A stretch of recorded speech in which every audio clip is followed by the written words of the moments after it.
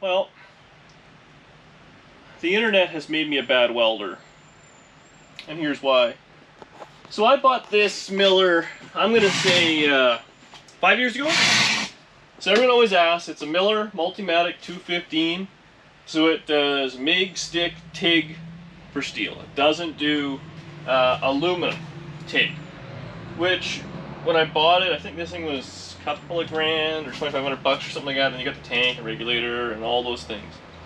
But I use the crap out of this thing. I mean, this gets used as much as a ball peen hammer in this shop, it feels like. And it's been great. Hasn't missed a beat. The only thing I've ever done to is change the consumables and feed the wire through it. I just run 030 all the time and 75-25 mix, and it's been fantastic. I've never used it for stick at all.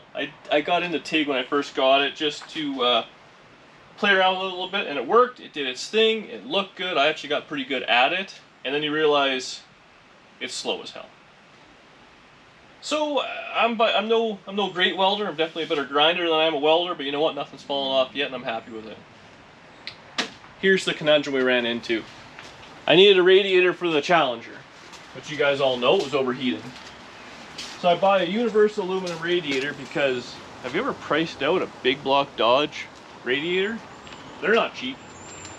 So I got this universal one, which is in fact the same radiator that is in the 55 and the wagon, exact same. And it's good. The problem is it's meant to be like a typical Chevy, kind of smushed to be held in. Well, Dodges need a bracket that is bolted to the firewall or to the cradle, trowel, whatever I call it. So that's where this came in. And it was cheaper to buy a universal one and then have some put on. Now I, again, can't weld the aluminum, so I paid the price. You know what the price is to pay someone to weld aluminum? I got a deal on this, but he typically charges $15 an inch. Now, I don't know what you, I am packing some money downstairs at that point, 3-4. But that's a lot of money, and I don't use it a lot or whatever. I don't weld a lot of aluminum, obviously. But now with LS motors, everything I have is going to be aluminum radiators because all these copper and brass ones they're all falling apart. You can't reuse them, and to have them record. If you guys ever check that, if you can find someone to fix a brass radiator, it's an absolute fortune. So this, unfortunately, is the way of the world. There's no way around it. So bracketry and all those things are going to need to be welded. As we get into LS stuff, which will be coming down the pipe and all that, they all need aluminum stuff as well. Well, look at my wounds, paying for that. Wouldn't you know it, a TIG welder came up on Facebook Marketplace that I really didn't need, that I wanted. So, forked up some bucks. Now, it was floor model, new but used, 1,500 bucks. So it's the Lincoln. I've never gone with a red welder. Well, I guess my universal was a red welder, but it's been a while. Square wave TIG 200. This is kind of the entry-level hobbyist, I guess, TIG welder. So this will do AC, DC, it'll do everything that one will do other than this now it does. Aluminum, which seems like a lot of money to bugger my way through aluminum welding. Now here's why I can't weld, and it's all your fault. So this was the first, that was the starting piece. I spent all day out here, like all day. Like I'm gonna say I got 8 hours in terrible cutting and grinding and welding. Then we started getting a little better. I wouldn't say much better. And then we got real bad again somehow. Oh God. Yeah, you know what, we'll just do that. That's better. We'll just do this. But then we got to over here. And maybe don't show it so close up. There we go, yeah. Can we turn the lights down? Maybe if you guys go just squint a little bit. So that's where we ended up. Now, I blame you guys for this, for pushing me into this. It's like peer pressure, but I'm gonna force myself to learn how to TIG weld properly and do aluminum stuff. And honestly, I mean, the matter of whatever 6 or 8 hours, I did come around a fair bit.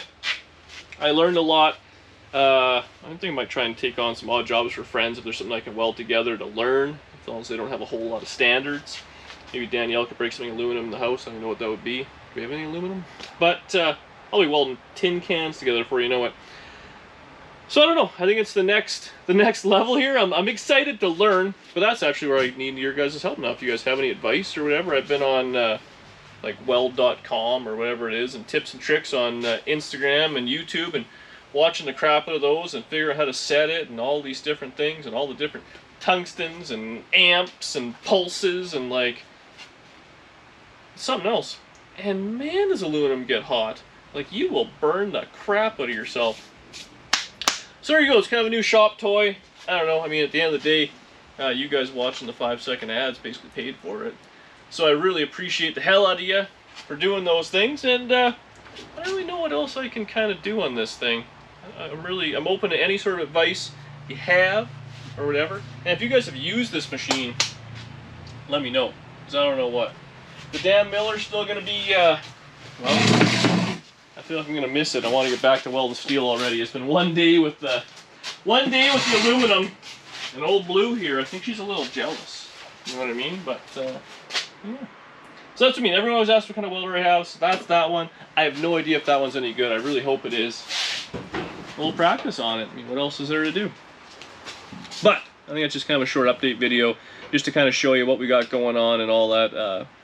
You know, Jesse James said years ago on Instagram, and I'm sure a lot of you guys, well, he's pretty got me going a lot of things there. But someone asked him one time, you know, what welder do you buy?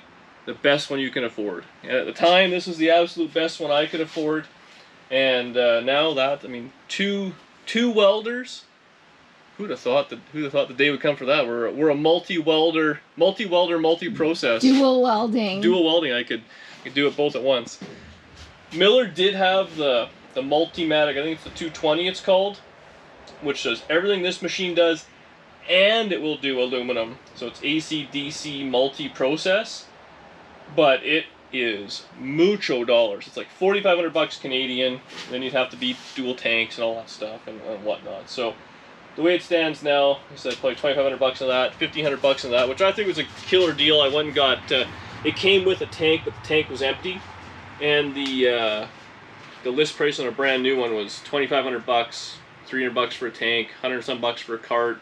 Came with gloves and miscellaneous consumables and all sorts of rods and stuff like that. So it's crazy, you know, for a hobbyist. That's kind of what this is. It's like a hobbyist type machine. To come in and do aluminum, if that's what you want to get into for TIG, to be $3,500, man, this is an expensive hobby. But if you could charge $15 an inch, I think you'd impress the neighbors and the wife with that. Wow. I'm $6 an inch right now. I mean, it might not be $6 an inch. That was earlier. I think that you're... I was a little groggy this morning. I had a little lunch. We started off at a dollar an inch. Like 50 cents an inch. And then we worked up to a few dollars. Yeah, you know, maybe $5.50 an inch. By the end, we're $6 an inch. We're getting there. So, I don't know. My big problem is how the hell am I going to keep in practice without just welding scrap together? Which I don't know. So if you have any advice for that, of what people can weld, what breaks, what I can look for, stuff like that, I'm going to convince my buddy Mikey to drop off his trailer fenders, and I'll weld those up because they're all cracked and broken. And he's got equally as low standards as I do. It's amazing how much aluminum I don't have in my life, but I wanted an aluminum welder. Oh, and anyway, I didn't want to buy a spool gun attachment. I know that's an option, and I've seen lots of guys do that. I just feel like the spool gun is it's real ugly looking, and it really just globs on there, which would work and fine, and this thing could have had it, but I wanted it, so I splurged. I sold the blue truck, and had a few dollars burn a hole in my pocket. What are you going to do? Save money? You can't save for the future. You got to weld for the future. There we go. It's all your guys' fault. Thanks for watching.